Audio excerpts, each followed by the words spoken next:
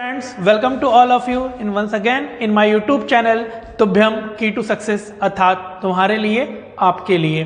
तो फ्रेंड्स, जैसे कि मेरा जो टॉपिक चल रहा है साइंस का फर्स्ट टॉपिक मापन तथा मात्रक, उसमें हम लोग पिछले वीडियो में मूल राशि को तथा मूल मात्रक को पढ़ा था और आज हम स्टार्ट करेंगे पूरक राशि तथा पूरक मात्रक।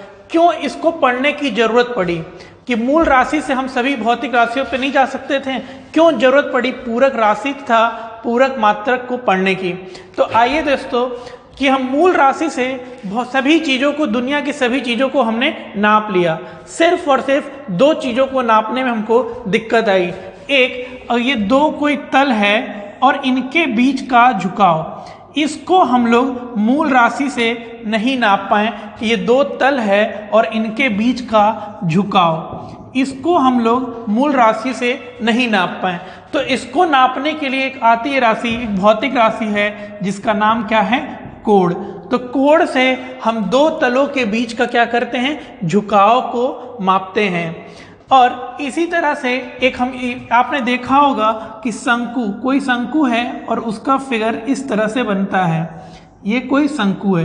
तो इस शंकु का जो ये रीजन है, इसका जो क्षेत्रफल है, इसको हम मूल राशि की सहायता से नहीं नाप पाते हैं, इसलिए एक दूसरी भौतिक राशि की जरूरत पड़ी और इसी का नाम क्या है, घन कोण। इसका नाम क्या है, घन कोण।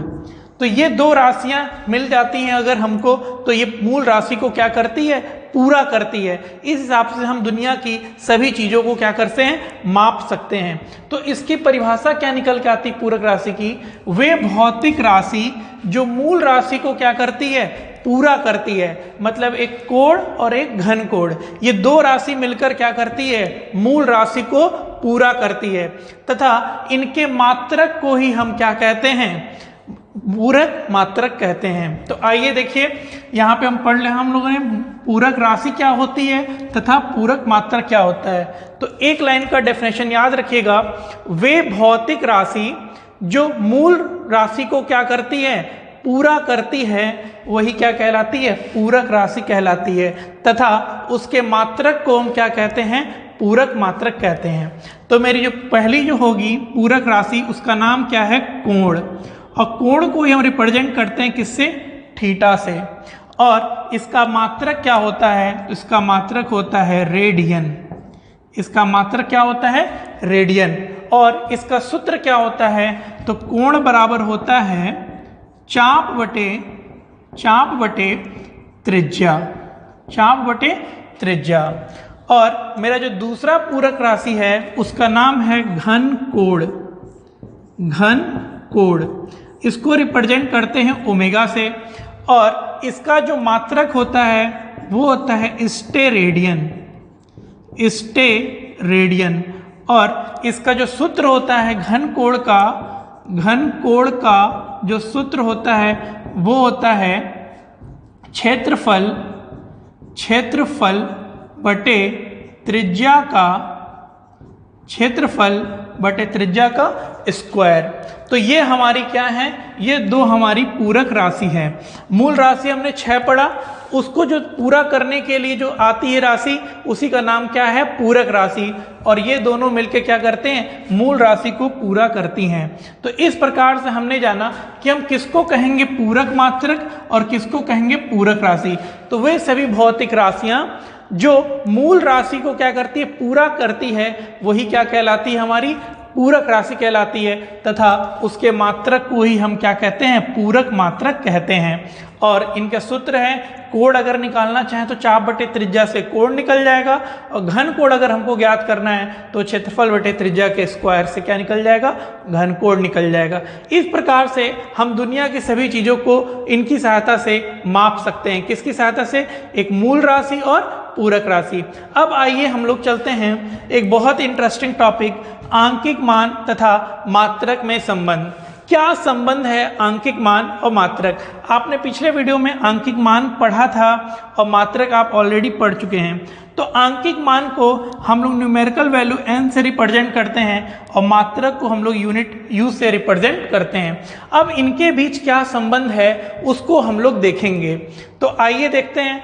पहले हम जानेंगे कि एन यू से किस प्रकार उस पर निर्भर करता है। तो हमने एक लंबाई लिया और वो है 15 मीटर का हमने ले लिया। एक लंबाई हमने लिया और वो 15 किलोमीटर का हमने ले लिया। अब आइए हम इसको किलोमीटर से इसको मीटर में कन्वर्ट करते हैं। तो किलोमीटर से अगर मीटर में कन्वर्ट करते हैं तो 15 गुणे 1000, और ये किस में कन्वर्ट हो गया? मीटर में, क्योंकि किलोमीटर उसमें 1000 से गुणा करेंगे तो किस में आएगा? वो मीटर में आएगा।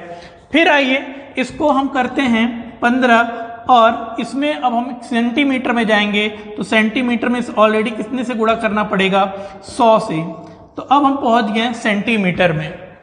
फिर हम इसको सेंटीमीटर से अब हम जाना चाहते हैं मिलीमीटर में। तो मिलीमीटर में करने के लिए 1100 गुणे 10। अब हम पहुंच गए कहाँ? मिलीमीटर में। तो इस प्रकार हमने देखा 15 गुणे 10 की घात 3, 2 5 और 1 6, और ये मिलीमीटर में हो गया। मतलब हम किलोमीटर से मीटर में गए, फिर मीटर से सेंटीमीटर और सेंटीमीटर से मिलीमीटर, ऐसे हम बढ़ते जा रहे हैं और लास्ट में हमको ये मिल रहा है। तो यहाँ पे एक चीज़ आपको दिखाई दे रही होगी कि जैसे जैसे हम नीचे बढ़े, मतलब उसका मात्रक को छोटा करते गए, उस प्रकार से उसका न्यूमेरिकल वैल्यू हुआ, क्या हुआ? लगातार बढ़ता गया। कि जैसे जैसे हमने इसके मात्रक को छोटा किया वैसे वैसे उसके न्यूमेरिकल वैल्यू क्या होती गई? बड़ी होती गई। तो जब बड़ी होती गई तो एक रिलेशन हमको मिल गया। क्या मिलके दिखा यहाँ पे? कि जैसे जैसे ये मात्रक यहाँ पे ये देखिएगा न्यूमेरिकल वैल्यू यानी n का मान बढ़ रहा है, n का मान बढ़ रहा है, और क्या घट रहा है? यूनिट,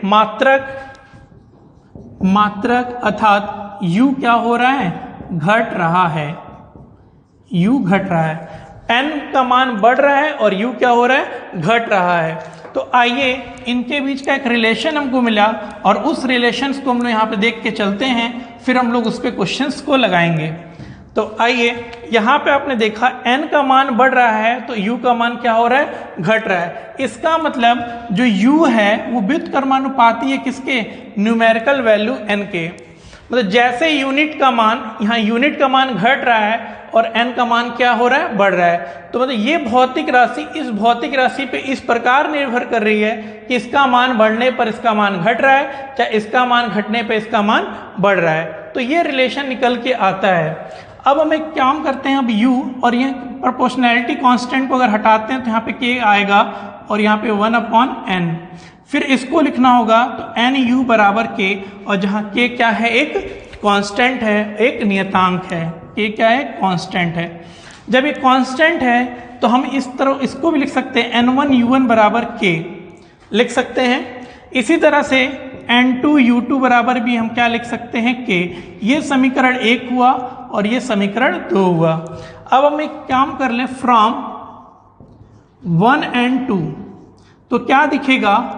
k दोनों के लिए बराबर है तो हम डायरेक्ट लिख सकते हैं n1u1 बराबर n2u2।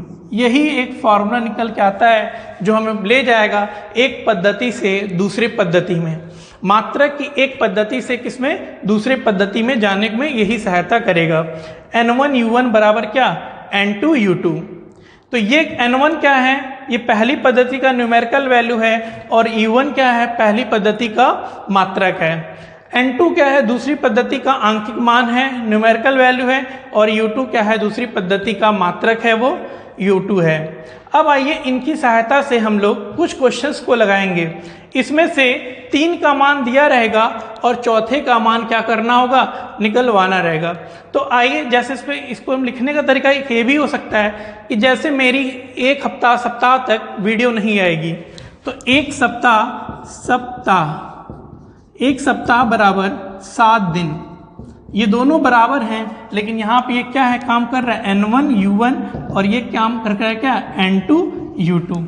मतलब इसको ऐसे में एक पद्धति से दूसरी पद्धति में कैसे जाएंगे ये हम निकालेंगे, चाहे इन चारों में कोई 3 दिया रहेगा और एक का मान हमसे वो निकलवा लेंगे। अब आइए इस पे कुछ क्वेश्चंस देखेंगे और क्वेश्चन से क्लियर होगा कि इसके कैसे इसका उपयोग किया जा रहा है, इस फॉर्मूले का कैसे उपयोग करना है। तो आइए हम लोग स्टार्ट करते हैं अब कुछ क्वेश्चंस को लेके। आइए हम लोग स्टार्ट करते हैं इस पे कुछ क्वेश्चंस को लगाने का तरीका, कैसे लगाएंगे क्वेश्चन, कि एक पद्धति में दिया रहेगा मात्रक, उसको दूसरे पद्धति में कैसे लिया जाएगा।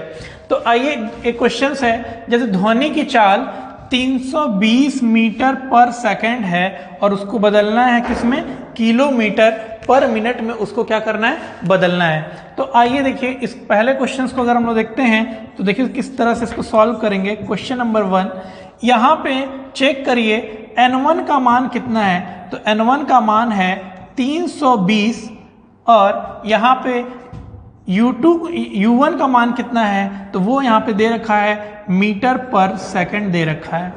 अब हमें कन्वर्ट करना है किसमें, किलोमीटर पर मिनट। यहाँ पे n2 का मान हमको ज्ञात करना है और u2 का दे रखा हुआ है किलोमीटर पर मिनट। यहाँ पे इस तरह की वैल्यू दे रखी है कि इसमें एक पद्धति से दूसरे पद्धति में जाना है तो पहले पद्धति में न्यूमेरिकल वैल्यू दिया हुआ, दूसरे पद्धति के न्यूमेरिकल वैल्यू को क्या करना है, फाइंड करना है। तो आइए कैसे सॉल्व करते हैं। तो फार्मूला हमारे सामने है n1 u1 बराबर n2 u2। तो n1 का मान दिया हुआ है 320 और यहाँ पे लिखा हुआ है मीटर पर सेकेंड। अब यहाँ पे हमें n2 निकालना है और इसका वैल्यू कितना दे रखा है, किलोमीटर पर मिनट। अब आइए यहाँ पे 320 मीटर पर सेकंड और यहाँ पे n2। अब किलोमीटर का कन्वर्जन आपको बताए थे कि अगर किलोमीटर से मीटर में जाना है तो कितना करना पड़ेगा आपको, 1000 से गुणा करना पड़ेगा और ये किलोमीटर किसमें मिल चला आएगा,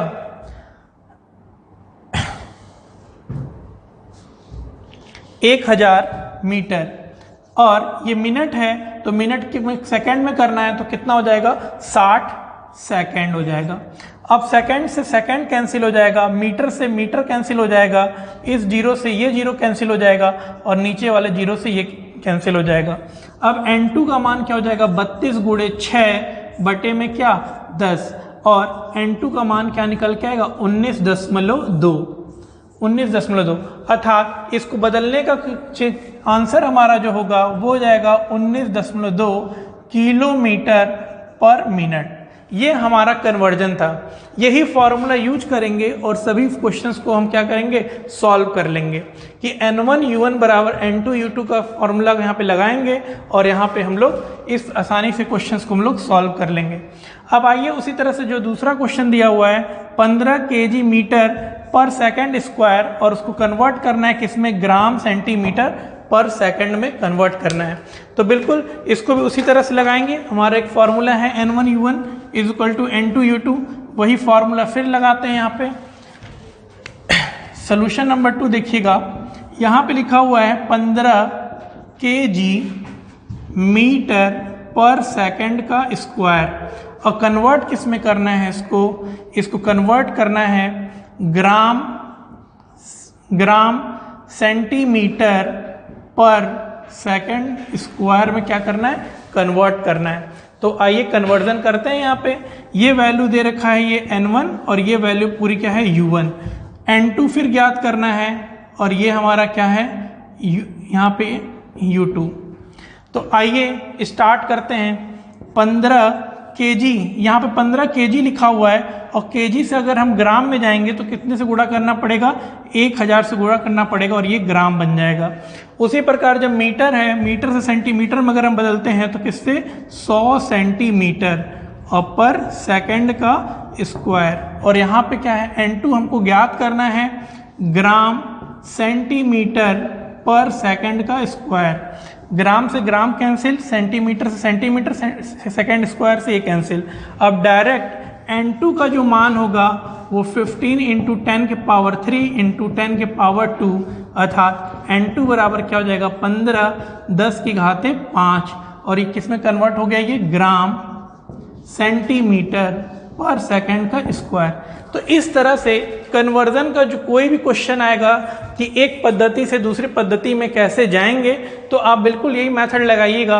एक ही फॉर्मूला याद रखिएगा कि N1U1 बराबर क्या होता है N2U2, और इसी से सभी क्वेश्चंस को आप सॉल्व कर सकते हैं। ये दो क्वेश्चन एग्जाम में आया हुआ था इसलिए हमने कराया।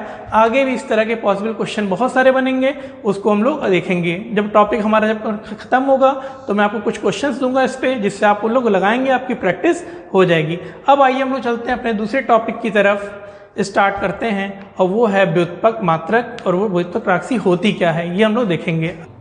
अब आइए हम लोग चलते हैं, स्टार्ट करते हैं अपना नेक्स्ट टॉपिक की ओर, और वो हमारा है व्युत्पन्न राशि तथा व्युत्पन्न मात्रक। इसके पहले हम लोगों ने पढ़ा पूरक राशि तथा पूरक मात्रक। अब हम लोग पढ़ने जा रहे हैं व्युत्पन्न राशि तथा व्युत्पन्न मात्रक। व्युत्पन्न का मतलब क्या होता है, पहले ये जानिए।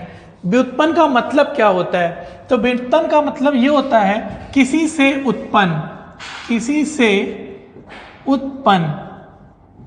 व्युत्पन्न का मतलब ये होता है किसी से उत्पन्न। तो यहाँ पे पूरा पढ़ना है कि हमको व्युत्पन्न राशि मतलब वे भौतिक राशि जो मूल राशि से क्या होती हैं, उत्पन्न होती हैं। दो या दो से अधिक मूल राशियों से क्या होती हैं, वो उत्पन्न होती हैं। उसी को हम क्या नाम देते हैं, व्युत्पन्न राशि देते हैं। तथा उसके मात्रक को, जो व्युत्पन्न राशि आएगा उसके मात्रक को ही हम क्या कहते हैं, व्युत्पन्न मात्रक कहते हैं। इसका डेफिनेशन बिल्कुल याद रखिएगा, रटना नहीं है। आपको मैं शुरू से कह रहा हूँ, रटने पे जोर नहीं देना है, सिर्फ और सिर्फ डेफिनेशंस को समझना है, कॉन्सेप्ट क्लियर करना है, अपना सॉफ्ट कॉपी में उसको स्टोर करना है। वे भौतिक राशियाँ, कोई भौतिक राशि ले लीजिए जो दो या दो से अधिक मूल राशि, जो आपने भी मूल राशि को पढ़ा, उनको में से दो या दो से अधिक मूल राशि को आपस में जब ज्वाइन करेंगे तो क्या निकल के आएगा, उसका नाम है व्युत्पन्न राशि। तथा उसके मात्रक को क्या हम बोलेंगे, व्युत्पन्न मात्रक। आइए कुछ देखते हैं व्युत्पन्न मात्रक, व्युत्पन्न राशि देखते हैं तथा उनके मात्रकों को देखते हैं। तो यहाँ पे कुछ हमने लिया है, कुछ व्युत्पन्न राशि लिया है, उसके मात्रक और ये उसके संकेत दिए हुए हैं। जैसे है चाल, चाल है तो यहाँ पे देखिएगा चाल बराबर क्या होता है, दूरी बटे समय। चाल बराबर क्या होता है, दूरी बटे समय। दूरी का मात्रक क्या होता है, मीटर, और समय का मात्रक क्या होता है, सेकंड। तो यहाँ पे देखिएगा दो मूल राशि लिया और उसको आपस में एक कनेक्शन दिया, तो यहाँ पे क्या मिला हमको, चाल। और इसी का जो मात्रक क्या होगा, मीटर पर सेकंड। और उसको संकेत में अगर हम देखें, सांकेतिक में अगर लिखना होगा तो मीटर पर सेकंड लिखते हैं। तो अगला देखिएगा जैसे वेग, तो वेग बराबर क्या होता है, विस्थापन बटे समय। वेग बराबर क्या होता है, विस्थापन बटे समय। यहाँ पे भी दो मूल राशि लिया गया, इसकी जो मात्रक हो विस्थापन की वो भी मीटर में, और ये किस में हो जाएगा, सेकंड में। तो ये मीटर पर सेकंड, और ये क्या निकल के आ गया, वेग। तो वेग कैसी राशि हमारी, व्युत्पन्न राशि है। उसी प्रकार तीसरा क्या है, क्षेत्रफल। तो क्षेत्रफल क्या होता है, क्षेत्रफल होता है लंबाई गुणे चौड़ाई, लंबाई गुणे चौड़ाई। तो लंबाई को मीटर में मेजर करते हैं और चौड़ाई को भी किस में, मीटर में। तो क्या हो जाएगा, ये मीटर का स्क्वायर हो जाएगा। अब आता है हमारा आयतन। क्षेत्रफल हमने देख लिया, तो क्षेत्रफल कौन सी राशि हो गई, व्युत्पन्न राशि हो गई। क्यों, क्योंकि दो मूल राशियों की सहायता से क्या हुआ है, बना है। अब आइए देखते हैं हम लोग आयतन। तो आयतन में देखिएगा यहाँ पे होता है मीटर, मीटर और फिर मीटर, मतलब लंबाई गुणे चौड़ाई गुणे ऊंचाई।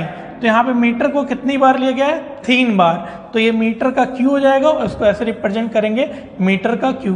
तो ये भी आयतन कैसी राशि हमारी हो जाएगी, व्युत्पन्न राशि हो जाएगी। और उसके मात्रक को हम क्या कहेंगे, व्युत्पन्न मात्रक कहेंगे।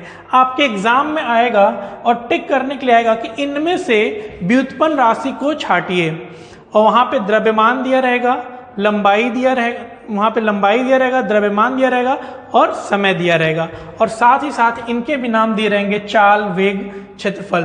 तो आपको ये पता है कि जहाँ पे दो या दो से अधिक मूल राशि मिलेंगे, मिलने की सहायता से जो बनेंगे वही हमारे क्या होंगे, व्युत्पन्न राशि होंगे। तो आसानी से आप टिक कर सकते हैं कि चाल क्या है, एक व्युत्पन्न राशि है। अब अगला आते हैं हम लोग त्वरण। तो त्वरण का पढ़ा है आपने, ए बराबर क्या होता है, वेग परिवर्तन की दर को ही हम क्या कहते हैं, त्वरण कहते हैं। मतलब मीटर पर सेकंड का स्क्वायर, और यहाँ पे सेकंड तो कट जाएगा, और यहाँ पे त्वरण का क्या निकलेगा, मीटर पर सेकंड का स्क्वायर, ये ऊपर चला जाएगा तो मीटर पर सेकंड स्क्वायर, त्वरण का ये मात्रक निकल के यहाँ पे आ जाएगा। सांकेतिक में लिखना होगा तो ये मीटर पर सेकंड का स्क्वायर होगा। अब आते हैं हम लोग बल। तो बल आपने पढ़ा है, F इज इक्वल टू क्या होता है, m इंटू ए, मतलब द्रव्यमान गुणे त्वरण। द्रव्यमान का मात्रक क्या हो जाएगा, kg, और त्वरण क्या हो जाएगा, मीटर पर सेकंड का स्क्वायर, और इसी को हम लोग डायरेक्ट क्या लिख सकते हैं, न्यूटन। तो ये भी कैसी राशि हो जाएगी हमारी बल, ये भी व्युत्पन्न राशि हो जाएगी। अब बात आती है शक्ति मैंने P, शक्ति मतलब P बराबर क्या होता है, W/T। W क्या है, कार्य है, और कार्य बराबर क्या होता है, F into S upon T. F का मात्रक क्या होता है, न्यूटन, और S का मात्रक क्या होता है, मीटर और पर सेकंड।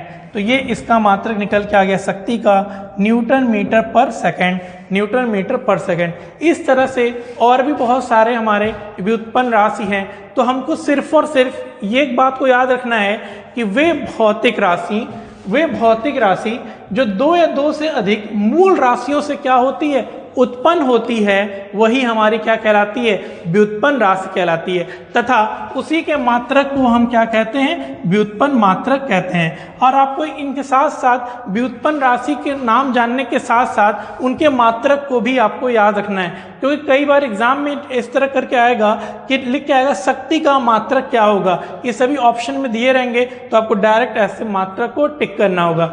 और ये यहाँ पे शक्ति का टर्म, बल का टर्म, त्वरण, आयतन, क्षेत्रफल, वेग, चाल, ये क्या होता है, जैसे जैसे टॉपिक बढ़ेगा उनके टर्म्स आएंगे, उनसे नाम आएंगे, वहाँ पे आपको पूरी डेफिनेशन बताई जाएगी, वहाँ पे उसका परिभाषा आपको बताई जाएगी, साथ ही साथ उस पे बनने वाले क्वेश्चंस, फॉर्मूले सब बताई जाएगी। ये जैसे जैसे फिजिक्स बढ़ता जाएगा ये टॉपिक आपका आएगा। जैसे अगला टॉपिक हमारा गति का होगा, तो गति में हम यहाँ पे चाल, वेग, त्वरण, ये सभी बातों को वहाँ पे डिस्कस करेंगे। जब बल चैप्टर पढ़ाएंगे तो वहाँ पे बल को डिस्कस करेंगे, जब शक्ति चैप्टर पढ़ाएंगे तो शक्ति के बारे में बताएंगे। तो जैसे जैसे चैप्टर बढ़ेगा वैसे वैसे भौतिक राशि आएंगी और उनके बारे में और डिटेल हम लोग जानेंगे। चूँकि हमारे टॉपिक है मापन तथा मात्रक का, तो इसमें जो टर्म्स आएंगे डायरेक्ट आएंगे, तो डायरेक्ट आपको इसके मात्रक को याद रखना है। जब उस चैप्टर पर हम डायरेक्ट पहुँचेंगे तो आपको क्लियर हो जाएगी इसका मात्रक कैसे, यही है। अब आइए हम लोग चलते हैं, यहाँ पे देखा हमने व्युत्पन्न राशि को देखा और व्युत्पन्न मात्रक को देखा।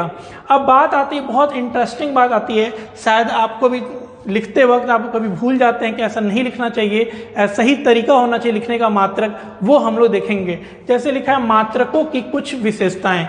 मात्रक जो होती है उसकी क्या विशेषताएं हैं अपनी, क्या ऐसा क्या उसमें इंपॉर्टेंस होगी बात है। तो आइए हम लोग स्टार्ट करते हैं। जैसे हमारा मात्रक अंतरराष्ट्रीय होना चाहिए। ये क्या मतलब है भाई, हमारा मात्रक अंतरराष्ट्रीय होना चाहिए। जी हाँ, हमारा जो भी मात्रक होगा वो अंतर्राष्ट्रीय होना चाहिए। मतलब जो हमारे यहाँ का किलो है वही अमेरिका का किलो होना चाहिए, वही सिंगापुर का किलो होना चाहिए, सभी देश में किलो का उतना ही किलो होना चाहिए। जो हमारे यहाँ की लंबाई इतना बराबर है तो अदर कंट्रीज में भी लंबाई का मान इतना बड़ा होना चाहिए।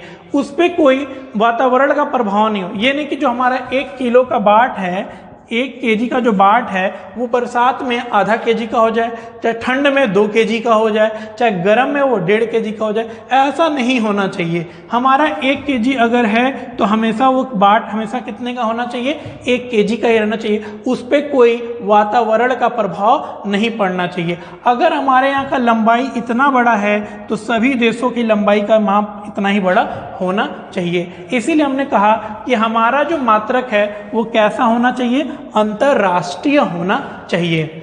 ये इसकी पहली विशेषता थी। कोई भी मात्रक लेंगे हम लोग, चाहे वो लंबाई का लें, चाहे द्रव्यमान का लें, चाहे समय लें, वो मात्रक हमारा अंतरराष्ट्रीय में, मतलब पूरे विश्व में उसी को मापन, उसी माप को मापन में होना चाहिए। अब दूसरी विशेषता ये होती है कि कोई भी मात्रक अगर हम लिखें तो मात्रक लिखने के आगे ना तो हम ये फुल स्टॉप, पूर्ण विराम, क्वेश्चन मार्क, डैश ये नहीं लगाएंगे। इसका मतलब क्या है, जैसे हमने लिखा मीटर पर